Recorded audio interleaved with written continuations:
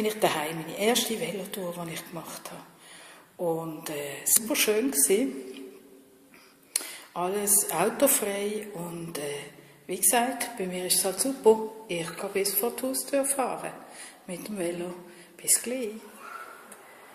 So, da bin ich auf meinem Balkon jetzt gelandet. Ich tue jetzt noch ein Kaffee trinken und Pause machen und nachher tue ich noch meine Vorhänge nähen und vielleicht berichte ich euch später einmal über meinen wundervollen Balkon. Er ist jetzt noch nicht so ganz fertig eingerichtet, weil morgen da habe ich meine erste Massagekunden und dort muss ich noch ein bisschen vorwärts machen. Also, wir sehen uns und ich wünsche euch noch einen ganz schönen Tag. Euch ist Janet von Shunako Massagewerkstatt.